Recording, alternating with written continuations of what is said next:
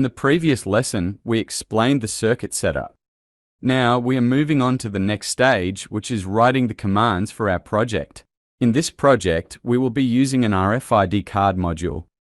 Our first goal is to obtain the unique number of the RFID card. By doing this, we will be able to identify and register the cards we want to use in our system. In the next video, the cards that are not registered will be recognized as unauthorized. The system will take action accordingly, such as preventing access. But before we start writing the code, we need to include the necessary libraries.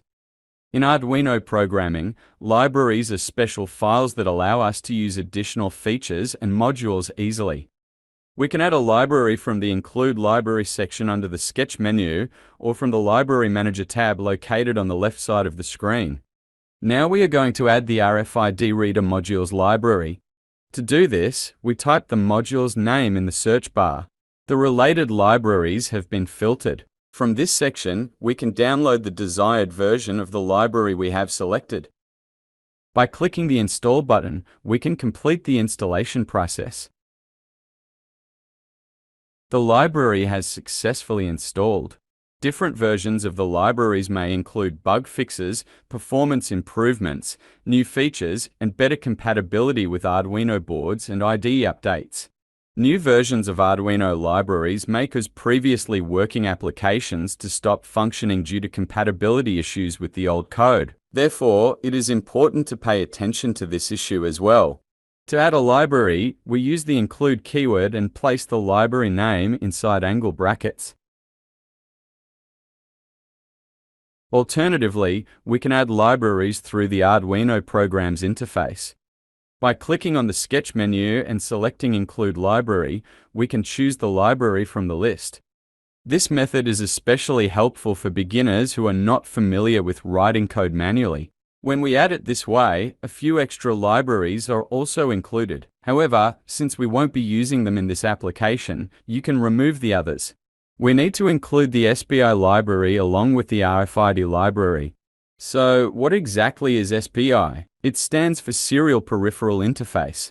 It is a communication protocol that allows data transfer between electronic devices. In simple terms, it is a language that allows devices to communicate with each other.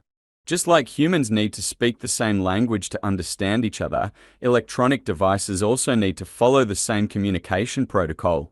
There are many different communication protocols, such as I2C, UART, USB, Ethernet, Bluetooth, and Wi-Fi. However, SPI is one of the simplest and fastest ones.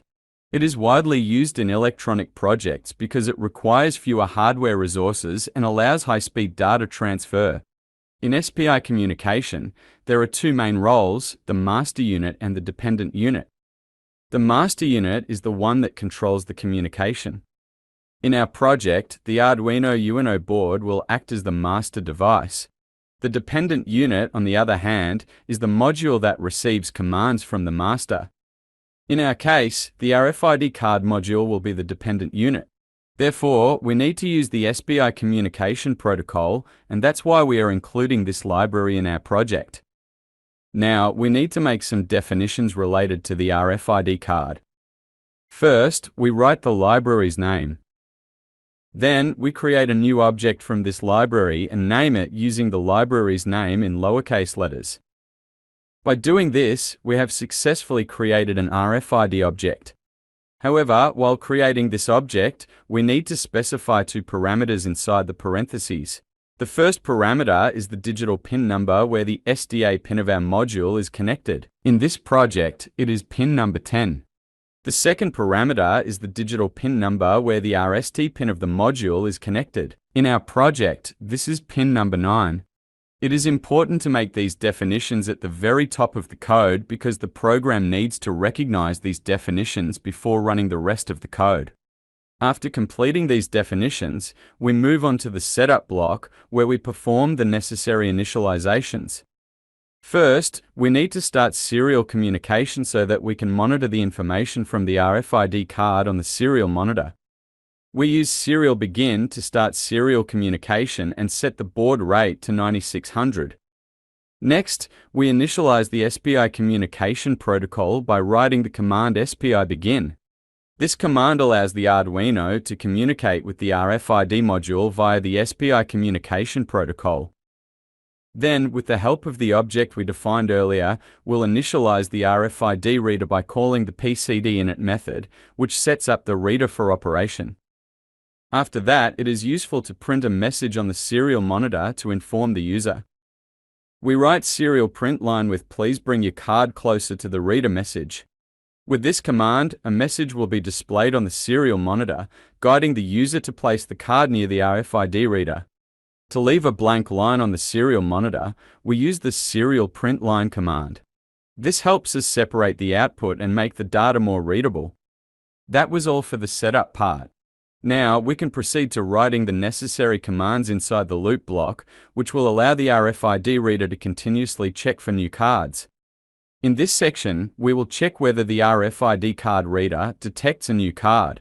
To do this, we write the following if condition. Here, the exclamation mark means not. If a new card is not detected, the program will execute the return command, which will cause the loop to exit and return to the beginning. Next, we write another if block to check whether the card can be read successfully. This command checks whether the RFID module can read the card's unique serial number. If the card cannot be read, the program will once again exit the loop with the return command. This situation usually occurs when two RFID cards are placed on top of each other. Even though the presence of a card is detected, the system cannot determine which card to read. In this case, the program exits the loop and returns to the beginning, allowing the system to check for a new card again. If these two if conditions do not work, it means everything is going well and the card has been successfully detected and read. Then, we write serial print UID tag. The term UID stands for user identifier, which means the unique identification number assigned to each RFID card. In this step, we will read the card's unique ID and display it on the serial monitor. To do this, we need to use a for loop, which will allow us to read the UID data byte by byte. First, we need to define a variable to store the card information. We are defining a string-type variable named card ID and assigning it an empty value at the beginning. The reason we use string is that it allows us to store and combine multiple characters as text data. Next, we will use a for loop to read the data stored in the card's unique ID. We start the for loop. The counter I starts from 0. The loop will continue to run as long as I is smaller than the size of the UID. Each time the loop runs, we will read 1 byte of data from the UID and add it to our string variable.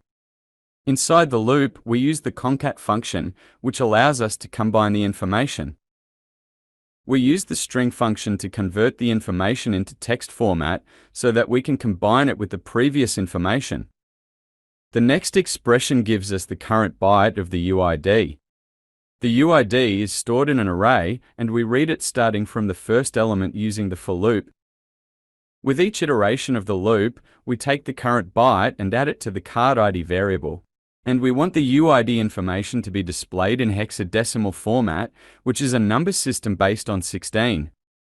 Since the UID is stored in numeric bytes, but our card ID is a string, we need to convert the byte data into a string format to store it properly. So we convert the byte into a string and store it in card ID. This ensures that the byte value is correctly transformed and saved as part of the card ID string. In simple terms, the loop starts from the first byte and continues reading until the last byte, storing all the information in the card ID variable. At first, this block of code might seem a bit tricky, but once we run the program and test it, you'll see how it works in practice. The loop will run the number of times equal to the UID size of the card. Each time the loop runs, it will add the next byte from the card's UID to the card ID string. When the loop finishes, the card ID variable will contain the full UID, which is the card's unique identifier. To make the UID look cleaner, we convert all the characters to uppercase. Finally, we'll use serial print line to display the card ID on the screen. Now, we will compile the program and check if there are any syntax errors in the code. After that, we select the port to which the Arduino is connected from the Tools menu. Here, we can see that we have selected the correct port. Next, we will open the serial monitor from the Tools menu as well and check if the card IDs are being read. To see the operations more clearly, we will expand this area. Now, we can upload the code to the Arduino. We will open the Serial Monitor tab. We've uploaded the project to the board. Once we open the serial monitor, you'll see the message "Bring your card close to the reader" on the screen. Now, we can read the RFID cards and keychains and see their tags. We'll bring the card close to the reader and you'll see the card ID appear on the screen. The cards and keychains on the left will be the defined cards, so it is useful to note down their tags. Let's scan the card and the keychain on the right as well. These cards will be unauthorized, so we won't be using their tags. We can see that each device that can be read by the RFID reader has its own unique tag. When we scan these devices at different moments, we can see that they don't give a different tag. The tag unique to the card is always read. Since we didn't add the delay command during the reading process, the reader scans multiple times within a second. If we want, we can reduce the reading frequency by adding a delay command. However, if this delay is set too long, when trying to scan the card quickly, the scan might not occur if it coincides with the delay period. In the next video, we will define the tags of the card and keychain on the left as authorized, and we will set up a system to give a warning with an LED and buzzer for other unauthorized devices.